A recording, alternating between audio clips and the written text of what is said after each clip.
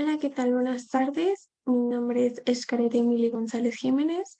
Soy del Instituto Politécnico Nacional y del Centro Interdisciplinario de Ciencias de la Salud de la carrera de optometría. En este video voy a hablar sobre tres enfermedades que afectan a nuestro globo ocular, y son retinoblastoma, enfermedad del Leber y retinosis pigmentaria. Para empezar, vamos a hablar sobre el retinoblastoma. ¿Qué es el retinoblastoma o qué lo causa?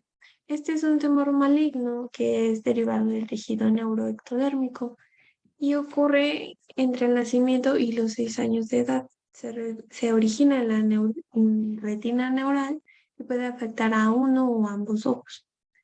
Los pacientes que portan la enfermedad de forma bilateral tienen un elevado riesgo de desarrollar la enfermedad o de tumores malignos, mientras que si tienen descendencia o tienen hijos, tienen un riesgo de 50% de desarrollar la enfermedad.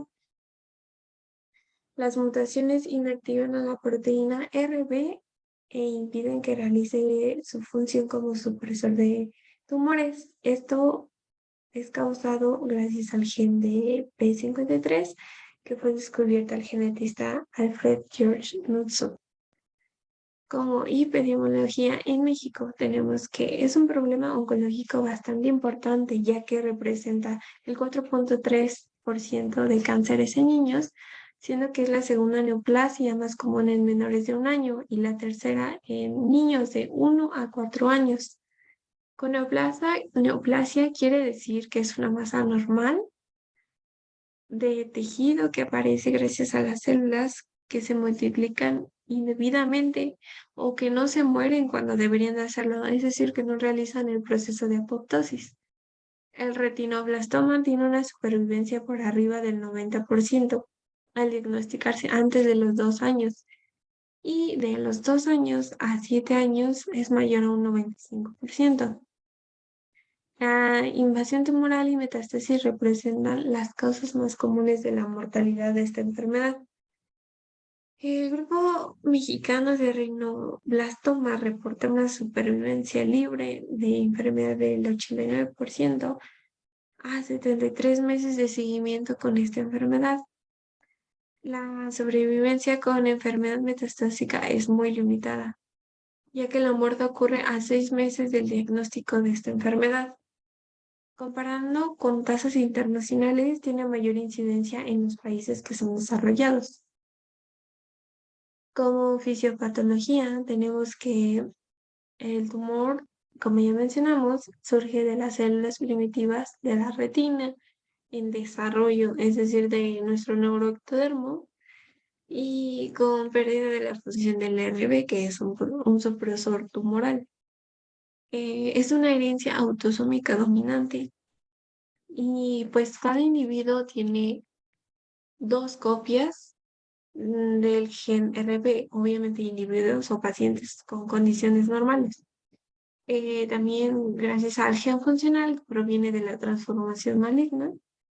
Y aquí tenemos un esquemita en el que el primer evento o hit es gracias a la mutación del alelo del gen Rb, el gen funcional y el gen inactivo en todas las células del cuerpo. En el segundo evento hit ocurre el evento somático, la alteración de la retina en desarrollo, la pérdida del alelo restante del Rb.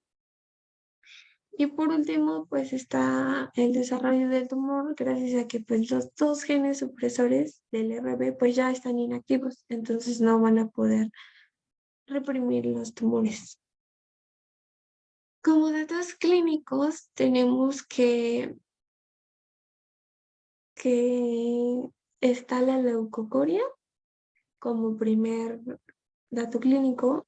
Leuco se refiere a blanco, coria se refiere a pupila. Otro dato clínico, se puede ver el estrabismo, que se presenta cuando está involucrada al área macular.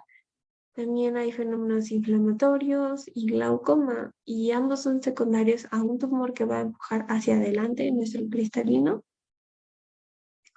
O también de que las células tumorales asolvan o van a tapar En otras palabras, la cavidad. Van a tapar los conductos de la malla trabecular.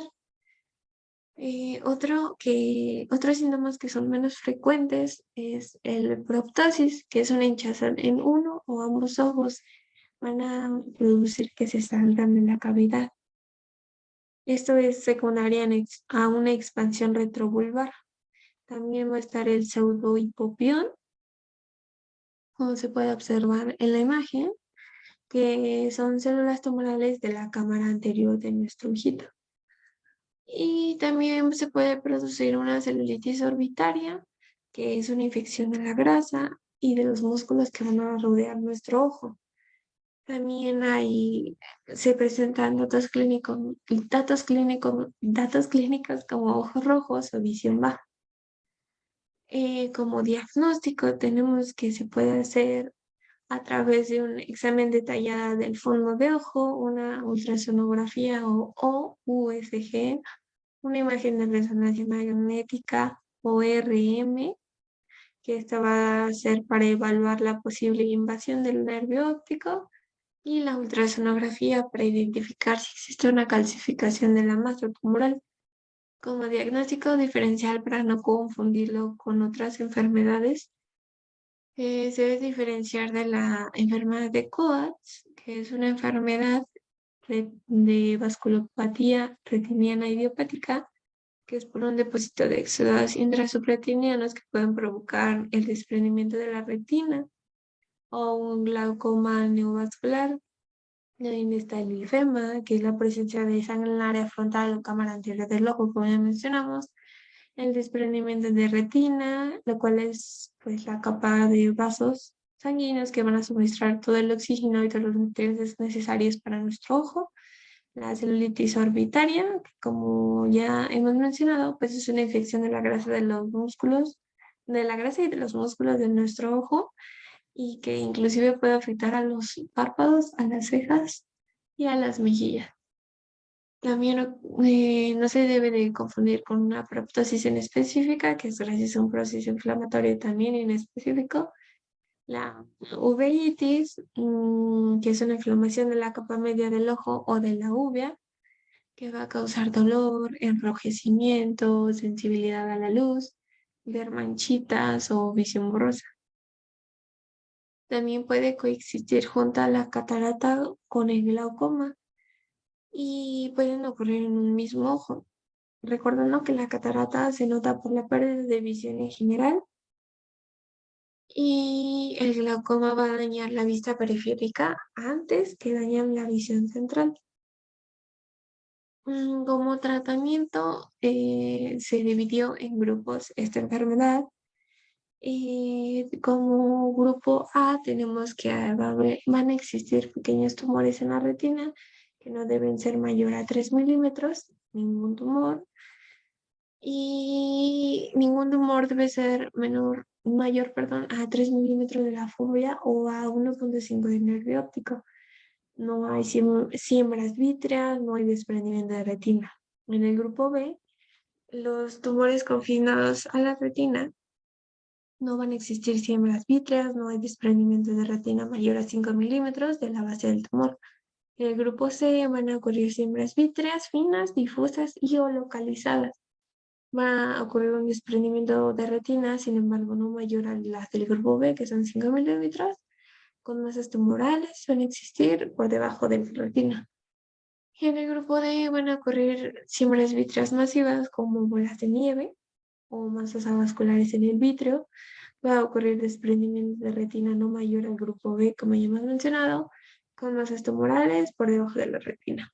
Y por último, el grupo E, no va a existir potencia visual en nuestros pacientes y puede presentar una o más características de estas, que son el tumor en el segmento anterior, un tumor anterior a la cara anterior del vítreo, un glaucoma neovascular, una hemorragia vítrea que va a oscurecer al tumor, un linfema significativo o una celulitis orbitaria.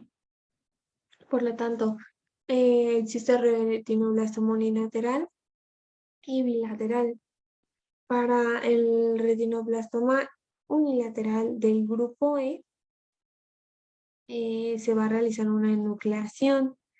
Una enucleación que esta se va a retirar por completo el ojo y los músculos que controlan el movimiento de nuestro ojo van a quedar intactos, pero se van a suturar al implante esférico o a la prótesis del globo ocular artificial. Para el grupo A y C se va a realizar quimioterapia, que es, como ya sabemos, un tratamiento basado en la administración de fármacos, y terapia focal. Y si no responden, se va a realizar una radioterapia externa, que como ya sabemos, radioterapia de un externo o RT es un método que se ocupa para administrar unas de rayos X de alta energía hacia el tumor del paciente. Y pues si no responde tampoco a la radioterapia externa, se va a realizar una enucleación.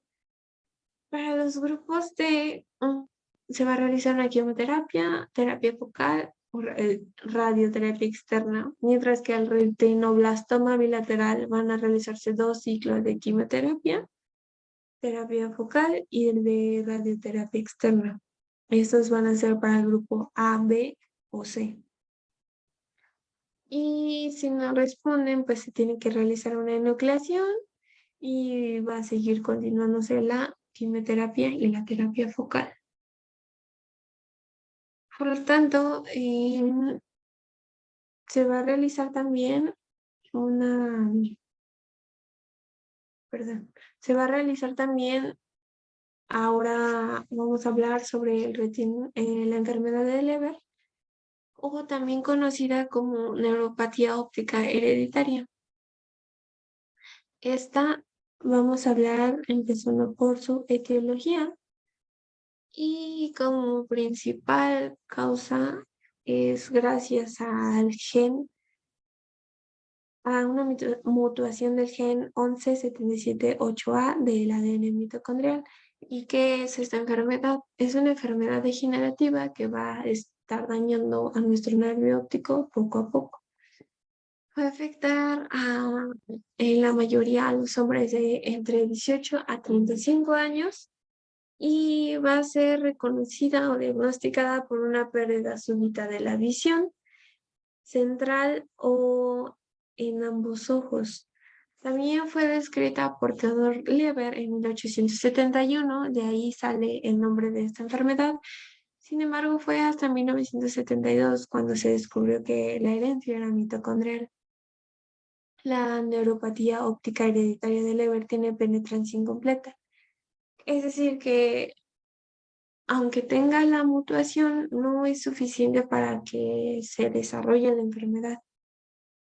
Las mutaciones primarias más frecuentes de esta enfermedad es, como ya la mencionamos, la G1177-8A, la G3460A y la T1448, la T1448-4C, aproximadamente en un 50% en hombres, mientras que las mujeres solamente un 10% que desarrollen esta enfermedad con esta mutación primaria. Como epidemiología, tenemos que no hay datos específicamente aquí de México, pero la prevalencia de la enfermedad se estima que 1 de cada 27 a 1 de cada 54,000 personas en Europa va a ser menor en Australia, va a ser 1 de cada 113,300 y en Serbia va a ser 1 de cada 526,000 personas.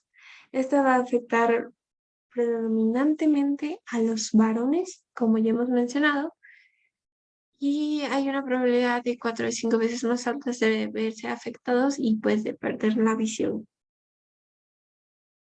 Como fisiopatología de por qué se genera esta enfermedad, como ya habíamos dicho, es gracias a una herencia materna, ya que las mujeres van a aportar la enfermedad a todos sus descendientes, mientras que los varones no lo van a hacer. El modo de herencia del NDUFS2 de 1Q23.3 a ser autosómico recesivo, que este va a estar asociado a un fenotipo similar a la enfermedad de Leber. Perdón, las mutuaciones del ADN mitocondrial se han descrito más del 90% de las mismas. Esas se encuentran en las posiciones 34 a 60, la 1177.8 o la 1448.4, correspondientes a los genes de la unidad del complejo de la cadena respiratoria del ADN mitocondrial, ya sean MT-ND1, MT-ND4 y MT-ND6, respectivamente. Como datos clínicos, tenemos que ocurre una visión borrosa de la visión central que va a impedir el detalle de todos los objetos o nuestro alrededor. Y también va a haber una disminución de la visión central que va a impedir realizar actividades cotidianas, ya sean como leer, ver caras, conducir. Va a producirse un escotoma por déficit de la visión central que va a aparecer en nuestro campo visual como una mancha oscura o como una laguna visual, que pues va a provocar que nuestro paciente no vea absolutamente nada. También va a ocurrir una pérdida de la agudeza visual, que va a impedir que realice acciones tan sencillas como, no sé, contar con los dedos, escribir, leer. También se va a producir una atrofia óptica bilateral que va a reducir nuestro campo visual y causa una visión muy opaca. También va a producirse una dificultad para apreciar detalles y pues los colores incluso se pueden ver desvanecidos. También está una ceguera profunda y permanente o todo lo contrario, una mejoría solamente en la visión central. También otro diagnóstico para esto es la inflamación de la cabeza del nervio óptico. En algunos casos, la enfermedad de Leber puede presentar síntomas neurológicos muy similares a la esclerosis múltiple, ya sea como la neuropatía periférica, que es una insuficiencia que tienen nuestros nervios para llevar la información al cerebro y la médula espinal, la cual va a producir dolor, pérdida de sensibilidad, incapacidad de controlar nuestros músculos. También otro sería el temblor postural, que va a ocurrir cuando una persona mantiene una posición contraria a la gravedad, como mantener nuestros brazos estirados. Y también va a ocurrir una miopatía o una enfermedad que afecta el funcionamiento del tono muscular del cuerpo. También ocurren movimientos musculares repetitivos y también ocurre una alteración mental conocida como encefalopatía, que va a causar mala coordinación de los movimientos de las piernas y de los brazos. Como diagnóstico, tenemos que se debe de realizar una historia clínica de los antecedentes familiares que tiene nuestro paciente, un examen oftalmológico con pruebas de agudeza visual, donde debe ser igual menor a 20/200 dentro del test de Snellen, y una visión en color donde se va a ver afectada, en el cual va a presentar dicromatopsia de rojo y verde. También se debe realizar un examen del fondo de ojo y una prueba de campos visuales o campimetría. También se realizan pruebas genéticas del ADN mitocondrial, una tomografía de coherencia óptica o OCT. Y como diagnóstico diferencial, pues no se debe confundir con estas enfermedades como es la neuritis óptica, la atrofia óptica autosómica dominante o AD, el síndrome de Wolfram, neuropatías ópticas metabólicas, tóxicas, nutricionales y combinadas con tumores quiasmáticos, con una neuropatía óptica isquémica anterior. Como tratamiento, el principal tratamiento que debemos dar a nuestro paciente es una ayuda para la baja visión que va a producir esta enfermedad. También el paciente debe evitarse al humo de tabaco, al alcohol, al humo del ambiente y también a ciertos antibióticos que van a interferir con la fosforilación oxidativa mitocondrial. También existe un fármaco llamado idebenona que debe iniciarse lo antes posible en las fases subagudas y dinámicas, que son no mayores a 12 meses o un año. En la actualidad se carece de pruebas suficientes para el tratamiento de una enfermedad crónica, pero se están realizando ensayos clínicos que están compuestos de terapias génicas, en particular del EPI 743, que ha demostrado una eficacia en un estudio abierto para la neuropatía óptica hereditaria de Leber. Por último, tenemos a la retinosis pigmentaria o retinitis pigmentaria o pigmentosa. Y hablando de su etiología o qué causa esta, va a ser causada por la muerte celular de los fotorreceptores, es decir, de nuestros conos que son responsables del campo periférico, y en fases más avanzadas de los conos, que son los responsables de nuestra visión central y llegando así inclusive hasta la ceguera. La causa de la retinosis pigmentaria más frecuente, al menos en el 50% de los casos, es que gracias a un patrón de herencia, ya que la pérdida de la visión es precoz en formas ligadas al sexo. Existen alrededor de 120 genes los cuales pueden provocar esta enfermedad, por eso es muy desconocida su etiología. También ocurren factores de riesgo que pueden desencadenar esta enfermedad, como son hábitos tóxicos como el tabaco, el alcohol, el estrés, la ansiedad y la alta exposición hacia la luz.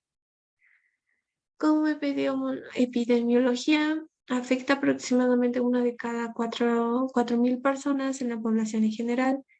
No existen datos específicos en México, pero la incidencia estimada en Estados Unidos es de 100.000 personas, con una prevalencia mundial de una de cada 3.000 a una de cada 7.000 habitantes. En España, el número de afectados o afectadas que va a superar 15.000 personas, estimándose que 500.000 personas de los genes defectuosos y por tanto posibles transmisores de esta enfermedad.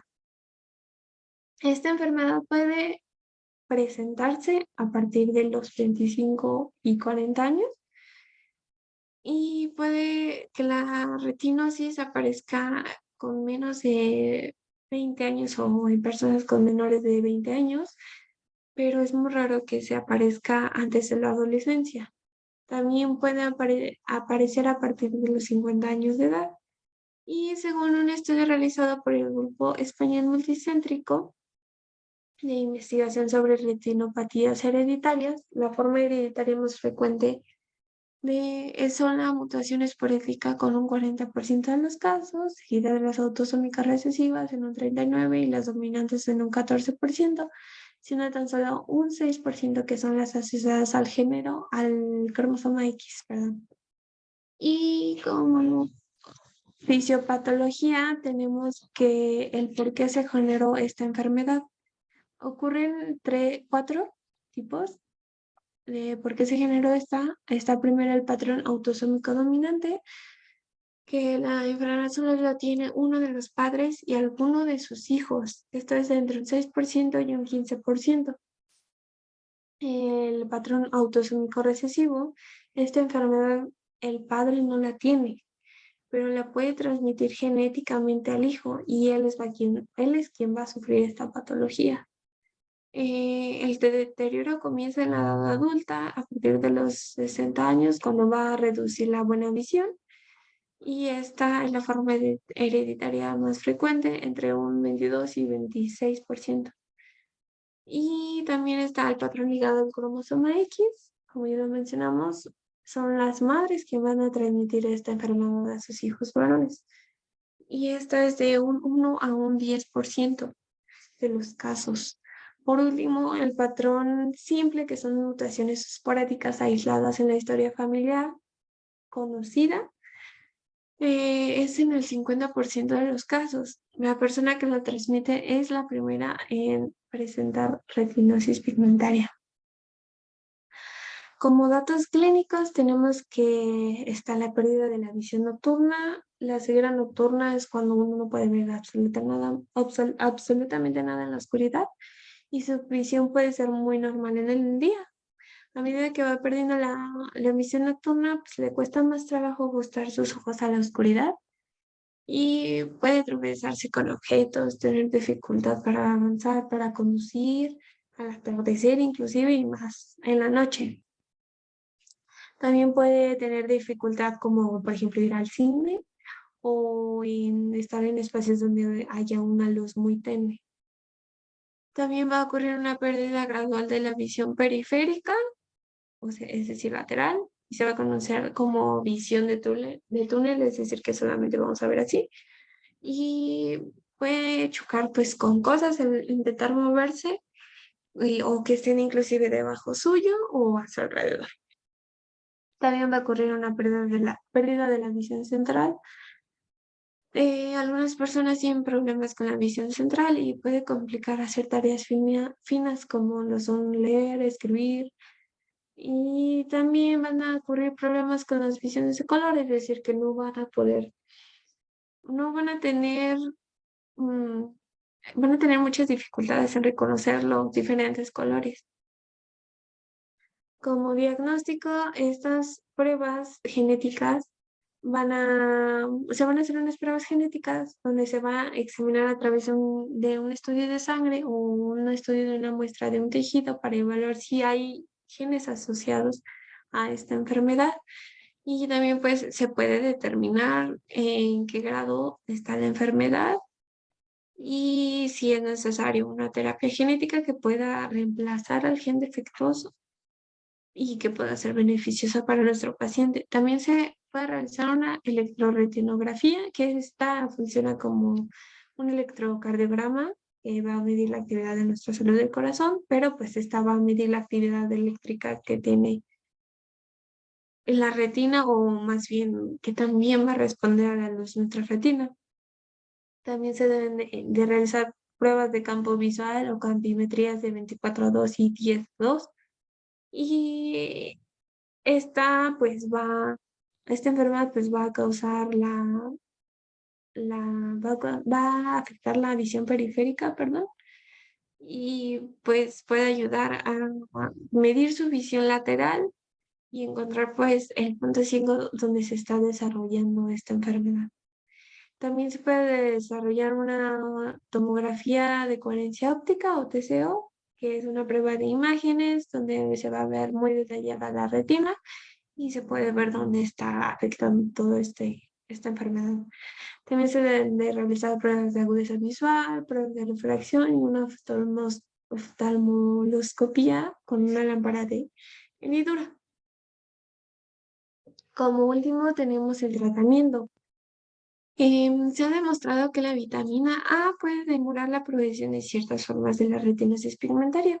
Sin embargo, existe alguna preocupación en que la alta ingesta de esta vitamina pues, pueda desencadenar otras enfermedades o la misma. También existe una retina artificial llamada Argus 2 que puede ser muy útil en la pérdida de la visión severa en este tipo de pacientes con retinitis pigmentaria. También hay una terapia génica, una transferencia celular o de células madre, el epitelio pigmentado o de los fotorreceptores. Y pues hoy en día hay muchas terapias que intentan limitar o ralentizar el proceso degenerativo, protegiendo de la luz solar, eh, y estas pues tratan de evitar las complicaciones que puedan desarrollar como, no sé, cataratas, edema macular o membranas epiterretinianas maculares. Y pues aquí les dejo unas bibliografías que fue donde saqué toda esta información, por si les gustan checar. Y eso sería todo. Espero que este video haya sido de su agrado y que hayan entendido un poco sobre esta enfermedad y sus causas. Gracias por su atención.